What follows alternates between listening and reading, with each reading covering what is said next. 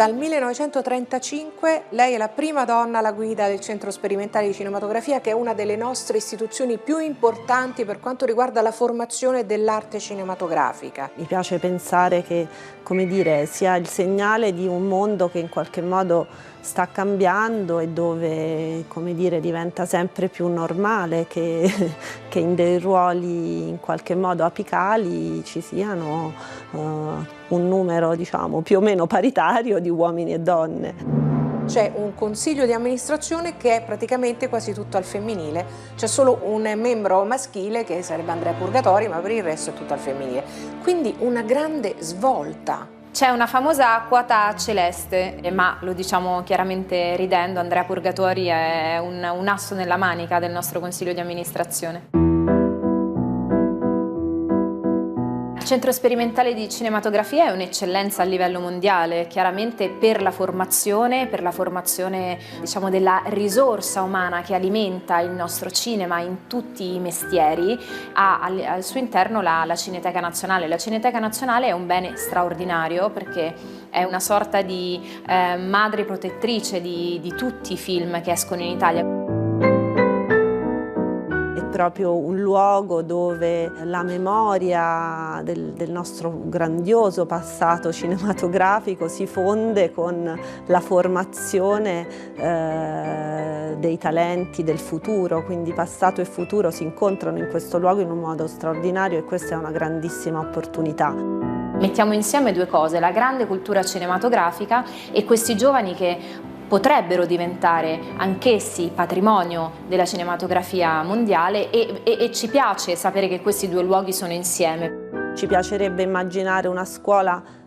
il più possibile aperta. Il lavoro è di, come dire, mettere in interconnessione sempre di più la realtà di questa scuola, che appunto è una realtà davvero di eccellenza, però con l'esterno, quindi con la dimensione internazionale. Essendo università a tutti gli effetti ci si apre la possibilità anche di lavorare nelle stagioni estive con delle summer school per esempio, che possono fare da legame tra l'Italia e il mondo. E anche sempre di più in relazione con il mercato del lavoro e anche con il mercato, perché comunque il cinema è insieme, fare serialità insieme, fare cultura e fare industria.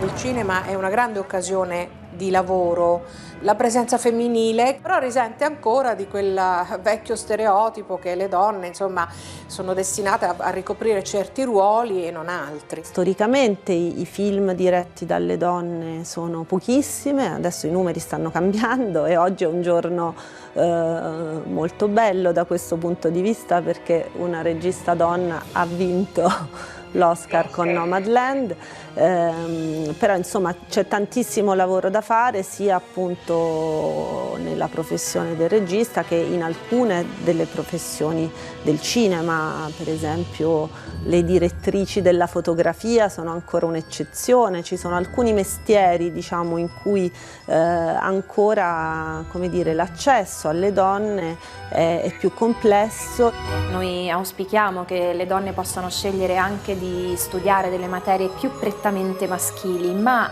questa inversione di tendenza noi già la registriamo, perché per esempio nel corso di fotografia il 30% degli studenti è di sesso femminile. Io credo che ci sia un problema di immaginario molto, molto forte, nel senso che non è normale, non è scontato immaginarsi in generale nelle professioni del cinema e per le ragazze forse lo è ancora di più. C'è un problema anche di vita quotidiana perché, come dire, i mestieri del cinema spesso portano a viaggiare molto, a passare molto tempo lontano da casa e anche questo è un elemento problematico su cui riflettere, almeno rispetto ai modelli che la società tende ad imporre. Siamo abituati a vedere dei set in cui la parte tecnica è prettamente maschile, mentre le nuove leve, quindi le persone che arriveranno sul mercato nel giro di 5 o 6 anni, o forse anche prima, mi auguro anche prima, hanno mostrato che il genere femminile ha interesse per delle materie più tecniche. Lei in questo senso, oltre che essere sicuramente un segnale importantissimo dal punto di vista gestionale e anche una grande testimonial, perché è una affermata produttrice cinematografica nel solco, diciamo, di quella che sta diventando un po' una tradizione, perché le donne nel campo della produzione cinematografica si stanno affermando già da molti anni. È molto importante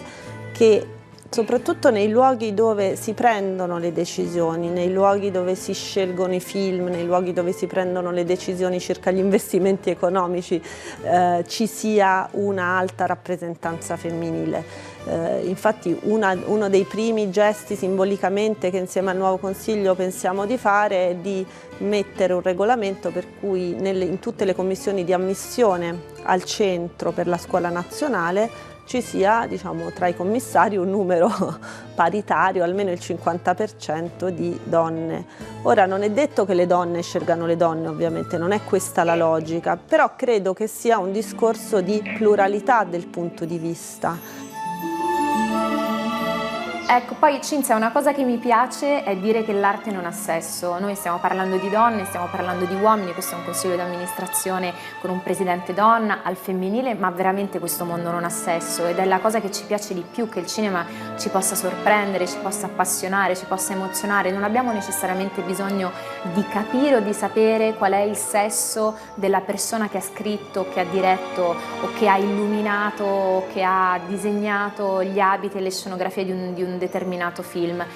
L'arte ti consegna l'emozione e noi davvero speriamo che da qualche parte anche argomentare sul sesso degli artigiani artisti di questo mondo possa essere a breve un non argomento, ecco.